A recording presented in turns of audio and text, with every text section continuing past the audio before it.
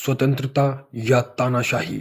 रूस में पुतिन, उत्तर कोरिया में किम जोंग। और क्या अब अगला नंबर भारत का है? क्या 2029 में होने वाली लोकसभा में भारत की संसदीय प्रणाली हमेशा के लिए खत्म हो जाएगी? क्या हम लोकतंत्र से एक तंत्र यानी ऑटोक्रेसी की ओर बढ़ रहे हैं? विपक्ष के आरोप, बदलती राजनीति और सत्ता का केंद्रीयकरण, क्या ये सब इशारा कर रहे हैं कि भारत एक नई तानाशाही की तरफ कदम बढ़ा चुका है? दोस्तों, तानाशाही तानाशाही को अंग्रेजी में डिक्टेटरशिप कहते हैं, जिसे हम हिंदी में सरल भाषा में समझने की कोशिश करते हैं। तानाशाही में भी राजतंत्र की तरह अर्थात राजशाही की तरह संप्रभुता एक ही व्यक्ति में निहित होती है और शासन कार्य सत्ताधारी व्यक्ति के इच्छा अनुसार ही चलता है। राजतंत्र और राजशाही और तानाशाही में प्रमुख अंतर शासक द्वारा पद ग्रहण करने की विधि में निहित है। राजतंत्र या राजशाही में शासक साधारणतः वंशानुक्रम के आधार पर अपना पद ग्रहण करता है। तानाशाही में निर्वाचन, सैन्य शक्ति अथवा एक विशेष राजनीतिक समुदाय का नेता होने के आधार पर व्यक्ति शासन का नेतृत्व करता है। तानाशाही को और सरल भाषा में समझें तो तानाशाही से हमारा मतलब एक व्यक्ति अथवा व्यक्तियों के समूह के शासन से है, जो राज्य में सत्ता पर बलपूर्वक अधिकार कर लेते हैं और उसका असीमित रूप से प्रयोग करते हैं। तानाशाही एक ऐसे व्यक्ति का शासन होता है जो अपने पद को मुख्यतः वंश परंपरा से प्राप्त नहीं करता, बल्कि शक्ति या सहमति, सामान्यतः दोनों के सहयोग से प्राप्त करता है। उसके पास पूर्ण संप्रभुता होनी चाहिए, जिसका प्रयोग वह कानून की अपेक्षा मनमाने आदेश जारी करे। अब आधुनिक तानाशाही की हम बात करते हैं। आधुनिक तानाशाही का उत्कर्ष कैसे हुआ? दोस्तों, प्रथम विश्व युद्ध लोकतंत्र का युद्ध कहा गया था और इसलिए युद्ध समाप्त होने पर यह आशा की जाती थी कि अब संपूर्ण यूरोप में लोकतंत्र स्थापित हो जाएगा, लेकिन वर्सावा की संधि में ही लोकतंत्र के विनाश के बीज निहित थे। युद्ध के बाद परिस्थितियों में इन्हें पर्याप्त अवसर मिला। परिणामस्वरूप 1939 तक Italy, Spain, Poland, Romania, Germany और ग्रीस में तानाशाही की स्थापना हो गई, जहां संसदीय संस्थाओं के प्रति अविश्वास हो गया था। और वर्सावा की संधि, इस संधि में विजेता पक्ष ने हारे हुए पक्ष पर बहुत अधिक कड़ी शर्त लागू की थी और यह संधि न्याय भावना पर आधारित नहीं थी।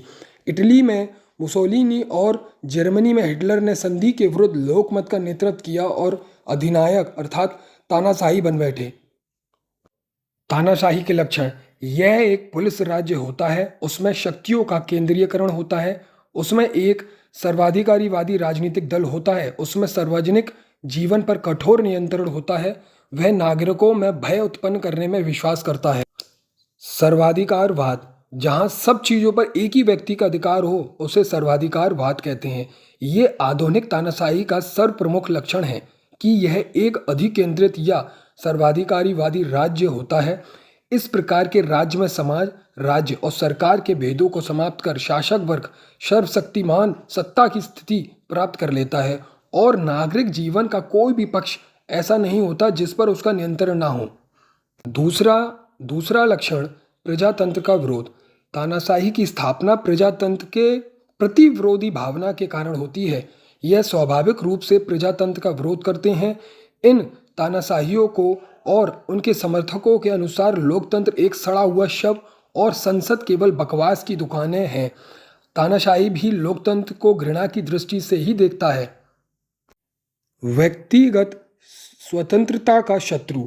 आधुनिक तानाशाही एक व्यक्ति या एक दल का शासन होता है और इसलिए वह राजनीतिक विरोध को पसंद नहीं करता और व्यक्तिगत स्वतंत्रता का शत्रु होता है। और पांचवा लक्षण जनमत निर्माण के साधनों पर कठोर नियंत्रण। आधुनिक तानाशाही की एक महत्वपूर्ण विशेषता यह है कि यह विचारों पर नियंत्रण रखना चाहता है, प्रचार तंत्र की प्रभावशीलता में विश्वास करता है। इस दृष्टि से जनमत निर्माण के साधनों जैसे साहित्य, समाचार पत्र, रेडियो, टेलीविजन आदि पर कठोर नियंत्रण रखता है। प्रेस, रेडियो आदि निरंतर अधिनायक के पक्ष में प्रचार करते रहते हैं, अर्थात प्रेस और रेडियो तानाशाह के पक्ष में प्रचार करते रहते हैं, जिससे उसके पक्ष में जनमत बना रहे। और अन्य लक्षण है उग्र राष्ट्रवाद में विश्वास। तानाशाह में उग्र राष्ट्रवाद का भाव होता है। शासक वर्ग जनता को अपने पूर्ण नियंत्रण में बनाए रखने के लिए उनमें राष्ट्र के प्रति व्यक्ति की भावना को बढ़ाकर उसमें चरम सीमा तक पहुंचा देता है। इसमें अपनी जाति, संस्कृति, देश और उसकी व्यवस्था का यशोगान किया जाता है और दूसरे देशों को तुच्छ व हीन सिद्ध करने की कोशिश की जाती है। अन्य लक्षण और भी है। युद्ध और औपनिवेशिक विस्तार। जब अपने राष्ट्र की अत्यधिक प्रशंसा की जाती हो तो स्वाभाविक रूप से युद्ध का मार्ग प्रशस्त होता है। तानाशाही के गुण। शासन में एकता और कुशलता। तानाशाही तंत्र में शासन शक्ति एक व्यक्ति में ही निहित होती है। कानून निर्माण, प्रशासन एवं न्यायिक निर्णय सभी कार्य इस एक व्यक्ति के द्वारा ही किए जाते हैं।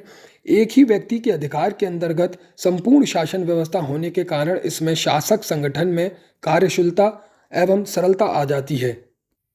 तानाशाही का एक अन्य गुण भी है कि उत्तरदायित्व का विभाजन नहीं होता। प्रजातंत्र में उत्तरदायित्व का विभाजन हो जाता है और यह कहावत ठीक है कि बहुतों का उत्तरदायित्व किसी का भी उत्तरदायित्व नहीं रहता, लेकिन तानाशाही में एक ही व्यक्ति संपूर्ण राष्ट्रीय हितों का संरक्षण होता है और यह अधिनायक अपने राजनीतिक कर्तव्य को धार्मिक क्रियाओं के समान ही उत्साहपूर्वक करता है। तानाशाही का एक अन्य गुण और है कि राष्ट्रीय भावना का जागरण। अधिनायकवादी व्यवस्था राष्ट्रीय भावना जागृत करने की दिशा में बहुत अधिक सहायक सिद्ध होती है। तानाशाही के कुछ दोष। विवेक एवं स्वतः प्रेरणा का अंत।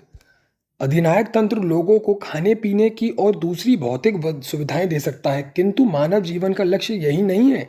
एक भौतिक प्राणी होने के साथ साथ मानव एक विवेकशील प्राणी है और मानव जीवन का एक ढर्रे पर चलना और उसे पूर्णतः राज्य के अधीन कर देना, ये तानाशाही का ही लक्षण है। एक अन्य और अवगुण, युद्ध को प्रोत्साहन करता है। तानाशाही का अस्तित्व उत्साहपूर्ण सफलताओं पर निर्भर करता है और जनता के मस्तिष्क को सदैव अपनी ओर आकर्षित रखने के लिए अधिनायकवाद, युद्ध आदि कार्यों का आश्रय लेता है। तानाशाह सदैव शासन शक्ति का दुरुपयोग करता है। तानाशाह के अंतर्गत शासक को बिना किन्हीं प्रतिबंधों के शासन की पूर्ण शक्ति प्राप्त होती है और यह एक तथ्य है कि निरंकुश शक्ति शासक को पूर्णतः भ्रष्ट कर देती है। अधिनायक के द्वारा अत्याचार और अनाचार का मार्ग अपना लिया जाता है और कभी कभी तो यह अत्याचार सीमातीत हो जाता है। इनमें संदेह नहीं है कि अधिनायकवाद के अंतर्गत एक ही व्यक्ति के हाथ में संपूर्ण शक्ति होने के कारण शासन में कुशलता आ जाती है, लेकिन इस प्रकार की प्रशासनिक कुशलता केवल उस कुछ समय के लिए होती है और कुछ समय के बाद स्थिति बदतर हो जाती है।